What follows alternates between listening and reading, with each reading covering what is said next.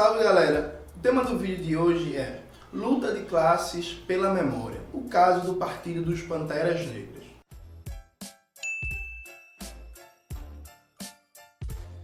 Nos últimos meses eu tenho rodado o Brasil fazendo o lançamento do livro Revolução Africana, uma ontologia do pensamento marxista.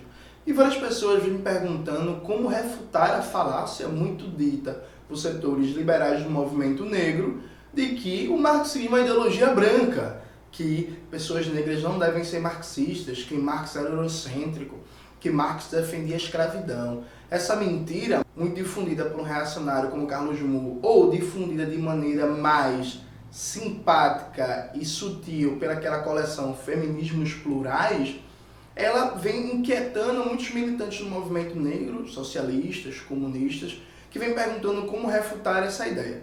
Eu não vou falar diretamente de Marx, porque já saiu um vídeo meu debatendo se Marx era ou não eurocêntrico, onde eu também abordo a posição de Marx frente à escravidão e o colonialismo. Vamos começar com o fundamento da questão. As pessoas que dizem que o marxismo é ideologia branca, que o marxismo é coisa de europeu, elas estão fazendo uma luta de classes pela memória. Como assim, Jones? Luta de classes pela memória. Existe luta de classes pela memória, pela história? Sim, existe. Na sociedade capitalista, nenhuma teoria, nenhuma produção do conhecimento está separada, apartada da luta de classes. Todas as produções culturais e teóricas são, em última instância, reflexos de interesses políticos que existem na sociedade. Mesmo que, às vezes, o pesquisador não saiba disso. Então, o cara pode se achar neutro, pode se achar alguém que faz ciência sem querer saber de política e está contribuindo efetivamente para determinada classe, determinado grupo político organizado. Isso não significa que a ciência não tenha um rigor teórico científico.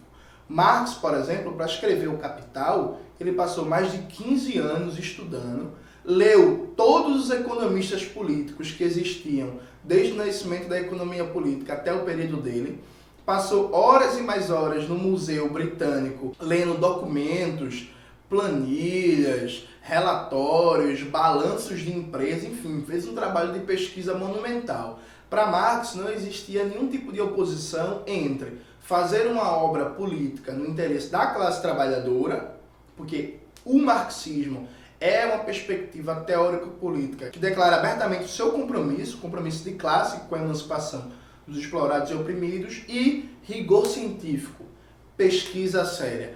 Isso significa que, por exemplo, para Marx não era todo marxista que fazia ciência, né? Ele mesmo, frente à vulgarização do seu pensamento, declarou que se isso é marxismo, eu não sou marxista. Significa que existe na produção teórica uma luta de classes na teoria. E dentro dessa luta de classes na teoria, existe uma luta pela memória histórica. Nos últimos anos, especialmente depois do fim da União Soviética e do campo socialista, há uma ofensiva burguesa que se propõe a demonizar e apagar toda a história de luta dos explorados e oprimidos. Essa ofensiva burguesa, na luta pela história e pela memória, ela atua basicamente em duas frentes. Primeiro, ela coloca que toda a experiência dos explorados e oprimidos na luta pelo poder ou tendo o poder conquistado se constitui enquanto uma experiência totalitária, de horror, de terror, de negação da liberdade, é basicamente Hannah Arendt e 1984 de George Orwell. Esse é o paradigma de que toda vez que os explorados e oprimidos tentam superar a democracia burguesa, o resultado é a barbárie mais extrema. Quando não, ela simplesmente apaga essa história, como se ela nunca tivesse existido. E essa estratégia burguesa tem colaboradores na esquerda e na direita. Então existe um mito fundamental que é a velha esquerda, ou seja, os socialistas e os comunistas, nunca trataram da luta contra opressões. Eles sempre se preocuparam com o que se chama de paradigma materialista. Então, condições de trabalho, salário, direitos sociais e econômicos dos operários industriais. E a nova esquerda, a novidade, a partir do maio de 68, começou a olhar para as chamadas pautas de reconhecimento, ou seja, questão ecológica, mulheres, LGBTs, luta antirracista e por aí vai. Então, dentro desse paradigma, os marxistas nunca contribuíram com a luta antirracista e a luta anticolonial. Essa visão que foi expressa, por exemplo, numa entrevista que João Willis deu para o pensador português Boaventura de Sousa Santos, João Willis afirma categoricamente isso, que até o maio de 68 a esquerda não se preocupava com as mal chamadas minorias. Boaventura, que é reconhecido como um grande pensador, concorda e endossa a fala do ex-deputado do PSOL. Isso é falso. O próprio livro que eu estou lançando pelo Brasil, Revolução Africana, Ontologia do Pensamento Marxista, eu provo por A mais B e faço todo um histórico da contribuição da luta marxista no enfrentamento ao racismo e ao colonialismo, desde Marx e Engels, passando pela Segunda Internacional, Terceira Internacional, luta anticolonial, não só em África, como no gueto negro dos Estados Unidos. E os que falam que o marxismo é uma ideologia branca, o marxismo é coisa de branco, eles ignoram propositalmente, entre os milhares de exemplos que eu poderia citar, o Partido dos Panteras Negras dos Estados Unidos. É uma organização que hoje está muito em moda falar dos Panteras Negras, né? Tem clipe, tem linha de roupas, Beyoncé aparece num clipe com a estética de Pantera Negra. Foi lançado até um filme com o nome Pantera Negra que fez ressurgir o debate sobre Panteras Negras. Muitos setores, inclusive do movimento negro liberal, reivindicam os Panteras Negras, mas são antimarxistas. Mas espera aí, tem algo errado aí. Por que tem algo errado? O Partido dos Panteras Negras era um partido marxista-leninista de orientação maoísta que se via como parte do movimento socialista internacional. Não só isso, para chocar ainda mais, para o Partido dos Panteras Negras, a experiência socialista da Coreia Popular, a demonizada Coreia do Norte, era o melhor exemplo de construção socialista que existia no mundo. Isso mesmo, a demonizada, odiada Coreia do Norte, para Huey Newton, Bob Seale e tantos outros líderes masculinos e femininos dos Panteras Negras, era a grande experiência de construção socialista. Nos documentos que eu vou colocar aqui na descrição do vídeo, você vai ver abertamente algumas coisas importantes. Primeiro, os Panteras Negras, eles tinham antagonismos com os chamados nacionalistas culturais. O que é isso? Os nacionalistas culturais era aquele setor do movimento negro que entendia que luta contra o racismo significava valorizar a cultura negra, a identidade negra, supostamente se vestir como as pessoas negras se vestem em África e valorizavam abstratamente tudo que era negro, não importava o seu liame, a sua separação de classes. Aliado a isso, consideravam necessariamente todo branco como um opressor e todo negro como um irmão da luta. Para o Partido dos Panteras Negras não era assim que funcionava. Era muito importante, evidentemente, combater a ideologia do colonialismo burguês de que o negro é inferior, mas é fundamental construir o poder popular.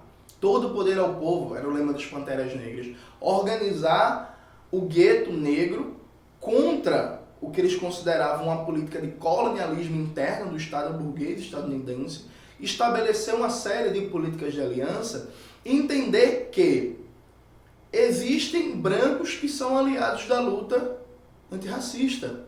Brancos pobres da classe trabalhadora ou radicais brancos de classe média que se comprometam de verdade, genuinamente com o programa do Partido dos Panteras Negras, com o programa da emancipação, da luta anticolonial, antirracista e anticapitalista, para os Panteras Negras eram aliados. Assim como negros da burguesia não eram aliados. Porque, como muito bem eles diziam, um negro burguês vai defender, em última instância, os interesses de sua classe, a classe burguesa. E o Partido dos Panteras Negras defendia um interesse oposto. Ou seja, o Partido dos Panteras era o partido do proletariado negro, e o negro burguês era do partido da burguesia, defendia os seus interesses. Essa própria perspectiva fez com que o Partido dos Panteras Negras assumisse uma série de alianças e criasse seções para latinos e asiáticos, que também eram discriminados. Como os Panteras tinham uma perspectiva de que o racismo se constituía enquanto uma política de colonialismo interno, eles chegavam a falar que todos os povos colonizados, todas as minorias oprimidas dos Estados Unidos deveriam se unir contra o capitalismo racista. Isso inclui latinos, asiáticos e por aí vai. Segunda coisa muito importante, os Panteras Negras eles não falavam em empoderamento, em lugar de fala, eles não falavam que queriam voltar para a África, eles falavam em partido revolucionário, vanguarda, luta armada, tomada do poder, centralismo democrático. Você sabia disso? Os Panteras Negras se organizavam na forma de centralismo democrático defendido por Lenin. Além disso, para o Partido dos Panteras, seus grandes referenciais teóricos eram figuras como Marx e Engels, Stalin, Lenin, Mao Tse-tung, Kim Il-sung, Amilcar Cabral, Kwame Nkrumah, Malcolm X e por aí vai. Os Panteras Negras eles não liam Marcus Garvey, por exemplo, porque eles achavam que Garvey defendia uma perspectiva que era uma perspectiva negra burguesa, que não era a perspectiva deles. Aliado a isso, ex-militantes dos Panteras Negras que estão até hoje vivos e atuantes continuam se declarando socialistas. É o caso, por exemplo, da Assata Shakur, que está exilada em Cuba até hoje porque é perseguida pelo governo dos Estados Unidos e continua se declarando uma socialista, uma comunista. Então, os que dizem que o marxismo é uma ideologia branca, infelizmente não tiveram a oportunidade histórica de chegar e avisar para os Panteras Negras. Porque não custa lembrar que, segundo o próprio Estado burguês norte-americano, o partido político dos Panteras Negras foi a maior ameaça ao capitalismo estadunidense que existiu no século XX.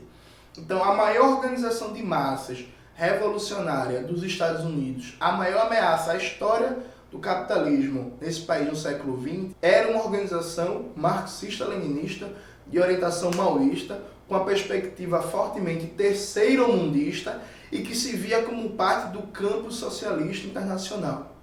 E os exemplos podem ser multiplicados ao infinito. No próprio livro que a gente lançou, A Revolução Africana, uma ontologia do pensamento marxista, a gente publica uma série de escritos de líderes da luta anticolonial e antirracista da África que são marxistas. Agostinho Neto, Amilcar Cabral, Samora Machel, Samira Mir, que era mais um intelectual do que um líder, mas era um cara que teve contribuições muito importantes.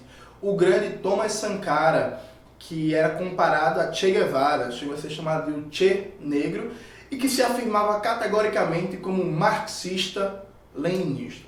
Então essa ideia que o marxismo é ideologia branca, ela não se sustenta com base numa análise histórica, porque historicamente, no século XX, a maioria dos movimentos de luta anticolonial ou foram dirigidos por marxistas ou tiveram uma contribuição muito importante de líderes de pensadores marxistas. Assim como a grande maioria dos teóricos da luta anticolonial e da luta antirracista eram marxistas, que também, dentro da perspectiva de luta de classes pela memória e história, isso tenta ser apagado. Frantz Fanon, por exemplo, que foi o grande teórico da Revolução Argelina, hoje é apresentado como um pensador pós-moderno, pós-estruturalista. É muito comum nos programas de pós-graduação pelo Brasil pegar o Peles Negras, Máscaras Brancas, ler o livro como se fosse uma espécie de análise do discurso e a partir daí inserir Fanon nessa problemática pós-estruturalista e ignorar que Fanon era um teórico revolucionário, marxista, profundamente influenciado pela obra de pensadores como Mao Tse-tung, Ho Chi Minh e Vladimir Ilyich Lenin, o grande teórico da Revolução Russa. Assim como essas pessoas que tentam pós-modernizar Fanon ignoram propositalmente que Os Condenados da Terra, sua obra mais famosa, é uma obra marxista-leninista do começo ao fim.